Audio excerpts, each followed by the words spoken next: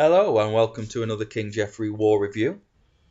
This war was against a German clan called Kriegerherz.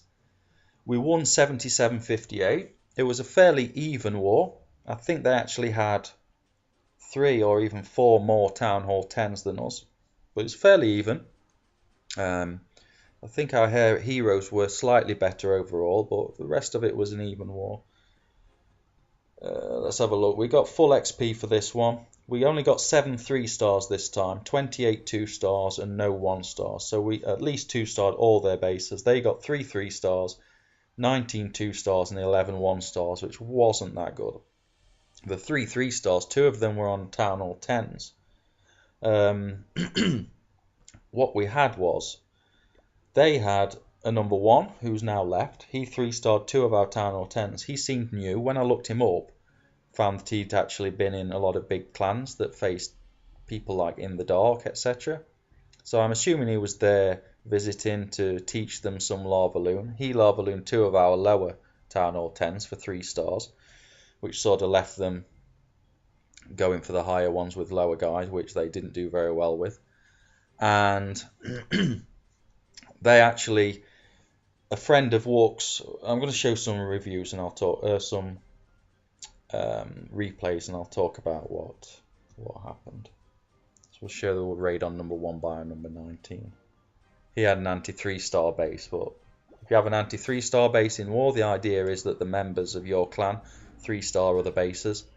There's no point giving away easy 2 stars if you can't 3-star the enemy. These didn't 3-star us apart from this guy. Yeah, as I was saying, this guy was their number 1. Wux's friend, actually, their clan faced these a couple of weeks ago and told us that they were all ground attackers. They did lots of go wipe. This clan actually beat Wux's friend's clan 63-62 in a 35v35, which wasn't a very high score. So we were expecting all ground attacks, and then what happened was most of their attacks were Lava-Loon, and not very good Lava-Loons either. Our bases are pretty much set up to defend against air attacks. They're not set up to defend against really good air attacks, but they're basically set up to defend against people who throw their troops straight in and aren't very tactical about their raids. And they defended very well because these guys did throw in a lot of Lava-Loons that it didn't look like they'd had much practice at that. So I'm guessing their number 1 guy who 3-starred 2 of our guys with the Lava-Loon came in and he was helping them and trying to show them how to Lava-Loon. I think the problem was, if you're going to do that, you need to practice it in multiplayer over and over and over, not use it in a war like this, because there's just no chance you're going to win. You need to practice that strategy. What we do now, we tend to go for 2 stars on the Town Hall 10s, 3-star the Town Hall 9s. So once we've 3-starred all the Town Hall 9s, or most of them, and we've 2-starred the Town Hall 10s, what we then do is let people practice Lava-Loon on the Town Hall 10s. Once we look like we've won the war, we'll let people practice Lava-Loon and any other strategies they want to try on Town Hall 10s. But these guys just went for it straight away. I'm not sure why that was, because it really wasn't a good idea. But they were a friendly clan. They left some nice messages in their clan description and they seemed nice. They had fought against a farming clan the war before, and in the last war this guy was their number 1 and the guy below him, their number 3, was their number 2. And I think what happened was they left out their town hall, the top 2, so the other clan could farm them. The problem with that was it looks like they forgot to put the town halls back inside for their number 1 and number 2. So that gave us some easy 2 stars there. I'm not quite sure why they did that, because looking at their collectors and things, plenty of people were online before, and these guys who left the town hall out were online just before the war started. So I'm not quite sure why they did that, unless they thought it was going to trick us into taking the town hall with lower play. I don't know, but it didn't. It didn't go very well for them with that anyway. What's DJ on number 4? I do want to talk about some other things other than the war for this one, and in that regards, trophy push and when the mandatory wars and when the optional wars are. Now, firstly, I want to apologise actually for the some of the late war reviews, and there is a war review still to do after this, which I'll do tomorrow, and the season reviews and the statistics. Now, problem is we've been very, very busy at the moment with constant war. Wux has been very busy at work. I've been very busy studying and had some other things I've had to do. So we've tried to fit in as much as we can. This has sadly meant that season reviews and statistics haven't been posted for a couple of seasons now. We do have the statistics, so don't worry about that. They will be posted at some point, but you might have to give us another couple of weeks to get up to scratch and to get everything up to date. At the moment, I'm just trying to concentrate on getting war organised and getting the war reviews up as quick as possible. So that's that. Now, I want to talk about, what was it I wanted to talk about? Trophy push. Okay, trophy push. We haven't officially announced anything yet, but unofficially, most people will know that the 4th of May, I think, is when we start trophy push. Now, we will be writing a post in the next few days and explaining what we expect of everybody and blah, blah, blah. But just for now, just note that starting on the 4th of May will be trophy push. There will be an official post, but I think 4th of May was the decided date by elders and all that. So that's that. Other thing I want to talk about is mandatory wars. Now, just going to go with a quick history. What happened was, we used to do 2 wars a week. 4 wars a season, 2 wars a week. That gave us a day break or a 2-day break in between some of the wars, so everybody could, you know, relax, get some energy back and do a bit of farming, a bit of practice. That meant that me and Wux could do season reviews and war reviews and stuff like that, and everybody was happy and it was all great. Then what happened was, we decided that we were getting some very tough matchups because our heroes were low levels.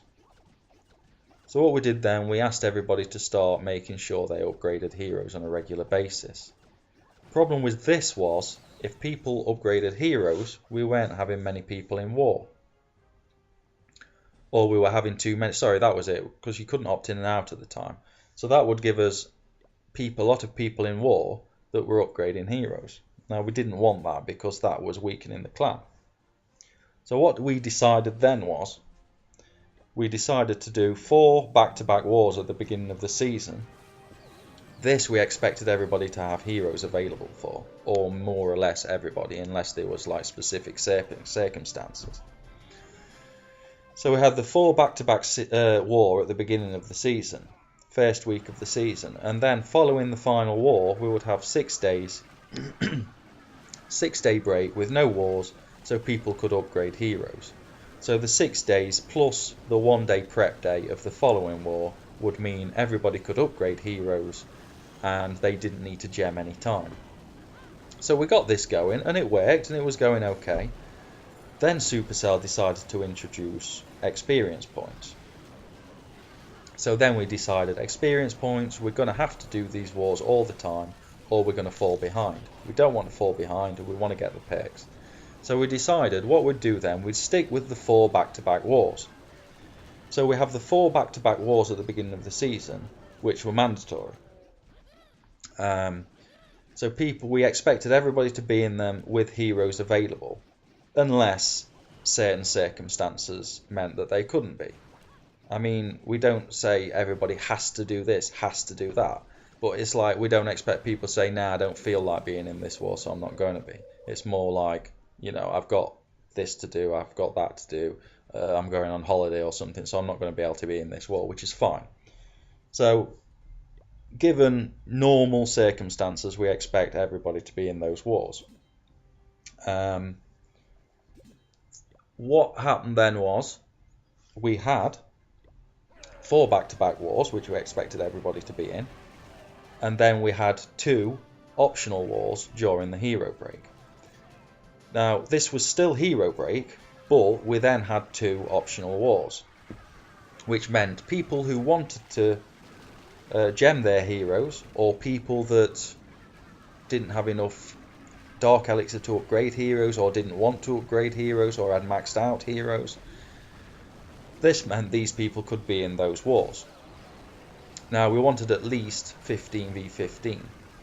So what we were doing was we were having these small wars, and because it was 15v15, there wasn't much room for error, and we were missing a lot of our good players. And if you got a slight mismatch or had a bad start, you were basically you were fucked. So we decided we didn't want 15v15.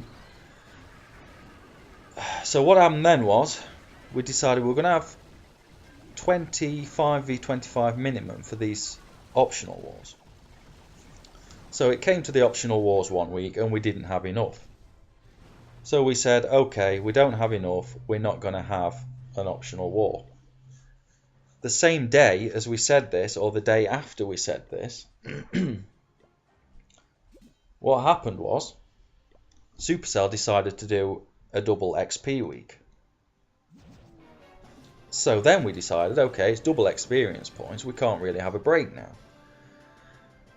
So we'd had 1 day break, and then we decided, okay, we're going to do war because of the double experience. So we did a 15v15 war, although we said we weren't going to do 15v15 again. So it's getting a bit confusing now. So we did the 15v15 again, and we lost again. So we said, okay, fuck this, we're definitely not doing 15v15 again.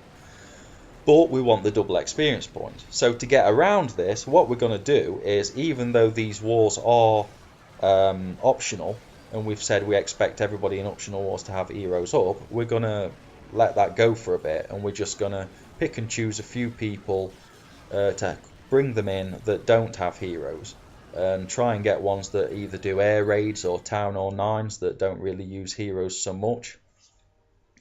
So we started doing that, and then we started getting 25, 30, 35 people in the optional wars. Now what we did, instead of the 2 optional wars, we decided to do constant optional wars while there was the double experience points. I hope you're all sticking with me here, because it's getting a bit confusing for me now. So what we did was we said, okay, we'll stick with this, we'll get as many people as we can in war, and as many people get their heroes as possible. Those that don't have heroes don't have heroes, those that do have heroes, and we'll just get as many people in, try and get 30, 35 people in war and get this double experience points. So we did that, and then this double experience points ran over into the week that we normally have mandatory wars. But because we'd been forcing everybody into war the last week with or without heroes, whether they wanted a break or not, we then decided that we would keep the wars optional for a bit to give those people a bit of a break. So we carried on as we did with the optional wars, even though it was mandatory war week. Now what happened then is this absolutely fucked everything up, and now we're left with people don't know where they are, whether it's mandatory week, whether it's optional week, what the hell's going on. So I'm been telling people in chat, but it's a bit hard, and then we don't know ourselves what we're going to do. Officially what it would be is Monday, the start of next season, everything would be back to normal, and we would start doing mandatory wars again. So 4 wars next season, back to back, would be mandatory. And then the week after, we would do the 2 optional wars and people upgrade heroes, like we started doing back when experience points first came out. Now the thing is, because it seems to have been going quite well with having a few people in who don't have heroes, and letting people upgrade heroes if they want to, when they want to, but then we pick and choose who's in war and who isn't in war, depending on if they have heroes. And then as long as we have 25 or more members, we have a war. We was thinking about doing this all the time like we have it now, but then say that everybody should be in 4 wars a season. And what we'd do, we'd have back-to-back wars, but we'd say everybody has to be in 4 wars a season, and they can pick and choose when those wars are. If they choose to be in war, yes, they're expected to have heroes. But if some people don't have heroes and they can still attack bases their own level due to them doing air attacks or whatever, then we'll allow those people in and we'll pick and choose who is in, like we've been doing this last couple of weeks. Now that is an option. We may do that, but we haven't decided yet if we are going to do that. So at the moment, what I would ask people to do, if you're still with me here, what we want people to do is, for now, just pretend that Monday we're going to start the new season with 4 back-to-back mandatory wars, and then the week after will be 2 optional ones. Just go with that for now. It might change, but for now that's the best option to go with. What we will do then, we will talk about it, and as quick as possible we will decide what we're going to do going forward. At the moment, the most likely scenario is that we're just going to do back-to-back wars all the time, and then let people choose which wars they want to be in and which wars they don't want to be in. Need at least 25 people in war. People expected to be in 4 wars a season minimum. They choose when they're in them. They're expected to have heroes up for those 4 wars, and then we just carry on like that and see how it goes. But we've not decided when we're going to start doing that. We might start doing that next week. We might start doing it after push. But we may. That seems like it's going to be the most likely scenario going forward. I'll write all this in a post and explain it properly when we've decided. But for now, just assume that Monday is going to be a week of mandatory wars. Just go with that for now, and then hopefully we can write a good post and explain to everybody how it's going to be, and then end all this confusion at when mandatory wars are and when they aren't. So Monday, assume mandatory war. Assume it will change, but for now, set up as though it's mandatory wars. Have your heroes available, unless if you've got to upgrade heroes for some reason, or you're going away or something like that, speak to us. Like we said before, when we call wars mandatory, it doesn't mean everybody has to be in them, full stop. There's absolutely no option at all. I mean, if people are going on holiday, or people have the dreaded exams or something, or people's in hospital or something like that, we're not going to say, no, you have to be in war. So mandatory war doesn't mean everybody has to 100% be in war. It just means that we expect everybody under normal circumstances to be in war with heroes up.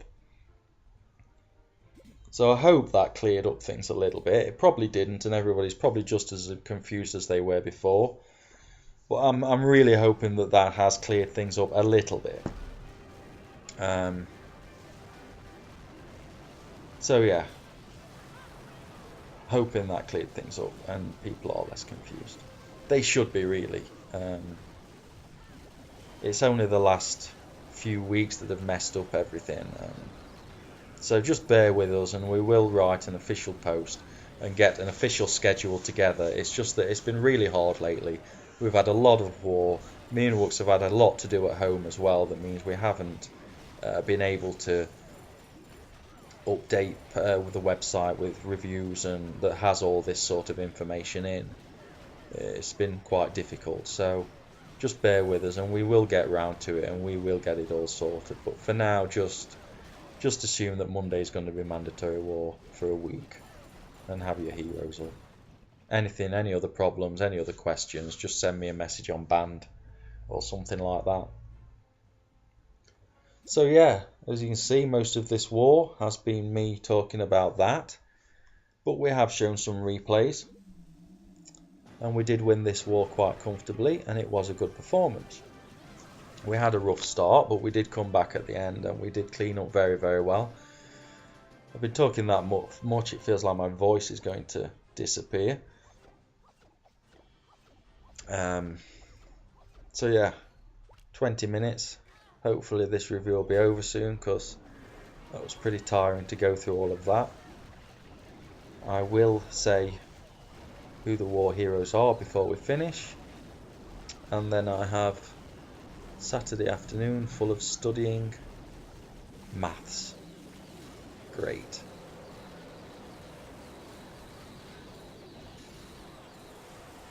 And followed that with a nice silence. I'm going to be quiet now, because I've talked too much. I'm tired of talking. So I'm going to let you watch the last couple of raids in silence. Enjoy.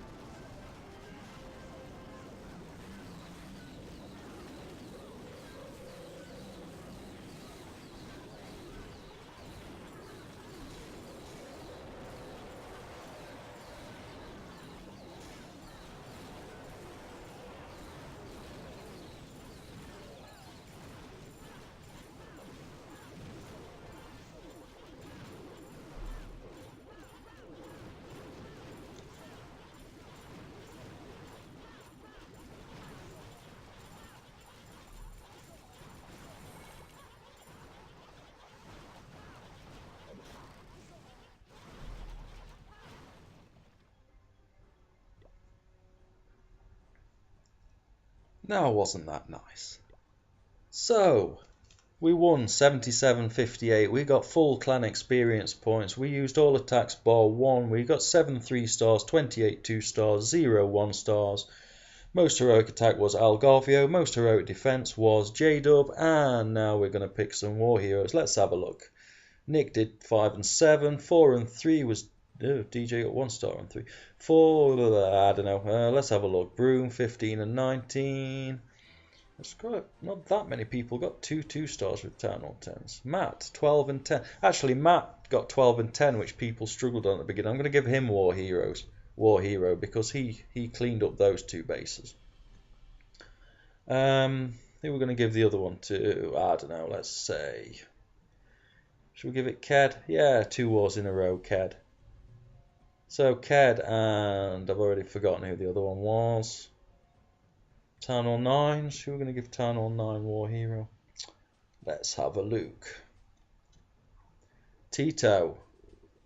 So Tito is 1 War Hero. He gets his 300th War Hero in a row. Now who we're going to go with the other one? Who we're going to go with? Ray. So Ray gets War Hero on this one, and Tito gets his 100th War Hero in a row. That's about it. I'm pretty tired after this one. I'm sure you're sick to death of hearing my voice now, so I'm going to leave you and let you get on with your day. And if you want to come and visit us or check out our website, go to www.kingjeffreyclan.wordpress.com. And yep, I hope to see you again tomorrow with another war review. And have a nice day and goodbye.